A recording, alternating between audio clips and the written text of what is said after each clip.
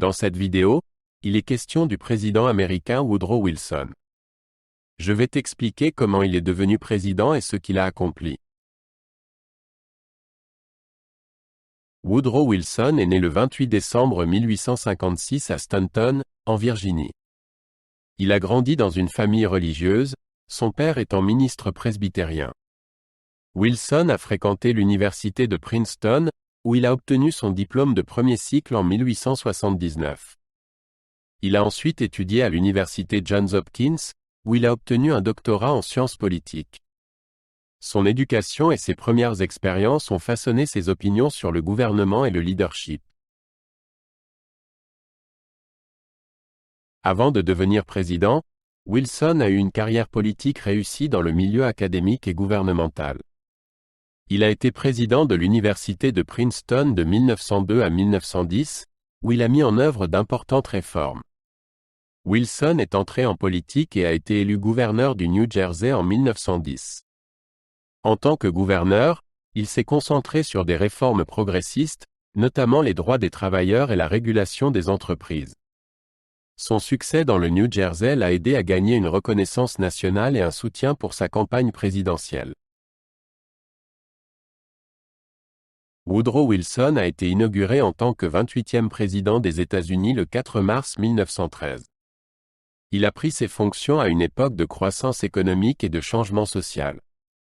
Wilson visait à mettre en œuvre un programme progressiste qui incluait des réformes dans le secteur bancaire, les tarifs douaniers et le travail. Sa présidence a commencé avec de grands espoirs de résoudre les problèmes auxquels la nation était confrontée. Wilson était connu pour son style de leadership fort et son engagement envers ses principes. Les politiques intérieures de Wilson se concentraient sur son programme de « Nouvelle Liberté », qui visait à promouvoir les opportunités économiques et à réduire le pouvoir des entreprises.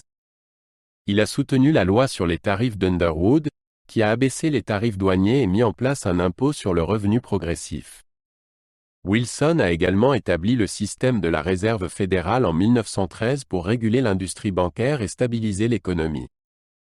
Son administration a travaillé à améliorer les conditions de travail et à soutenir les droits des travailleurs. Ces réformes visaient à créer un système économique plus équitable pour tous les Américains.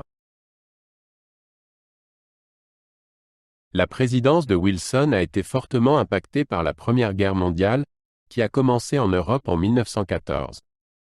Au départ, il a cherché à maintenir les États-Unis neutres et à éviter l'implication dans le conflit. Cependant, après plusieurs incidents, dont le naufrage du Lusitania, Wilson a demandé au Congrès de déclarer la guerre à l'Allemagne en avril 1917. Il croyait que les États-Unis avaient le devoir de rendre le monde sûr pour la démocratie. Le leadership de Wilson pendant la guerre a façonné sa présidence et sa vision de la paix. En janvier 1918, Wilson a présenté ses 14 points, un plan de paix après la Première Guerre mondiale. Les points décrivaient sa vision d'une paix juste et durable, y compris le droit à l'autodétermination pour les nations et l'établissement de la Société des Nations. Wilson croyait que ces principes empêcheraient les conflits futurs et favoriseraient la coopération internationale.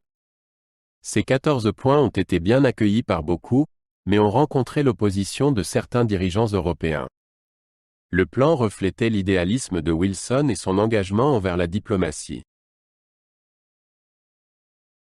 Après la fin de la Première Guerre mondiale en 1918, Wilson a joué un rôle clé dans les négociations du traité de Versailles. Il a assisté à la conférence de paix de Paris et a plaidé pour que ces 14 points soient inclus dans le traité. Le traité a établi la Société des Nations, une organisation internationale visant à maintenir la paix. Cependant, le traité a été critiqué aux États-Unis, et Wilson a eu du mal à obtenir le soutien du Congrès. En fin de compte, le Sénat a rejeté le traité, ce qui a constitué un revers significatif pour la vision de Wilson. Woodrow Wilson est remembered pour ses réformes progressistes et son leadership pendant la Première Guerre mondiale. Son engagement en faveur des droits civiques et de la justice sociale a eu un impact durable sur la société américaine. La vision de Wilson pour la Société des Nations a influencé les relations internationales futures, même si les États-Unis n'y ont pas adhéré. Sa présidence est souvent considérée comme une période de changement et de défis significatifs. L'héritage de Wilson reflète à la fois ses réalisations et les complexités de son mandat. Après avoir quitté la présidence en 1921, Wilson s'est retiré dans sa maison à Washington, D.C. Il a continué à écrire et à parler des questions politiques et de sa vision pour la coopération internationale. Wilson a souffert de problèmes de santé, notamment d'un AVC en 1919, qui a affecté sa capacité à s'engager dans la vie publique.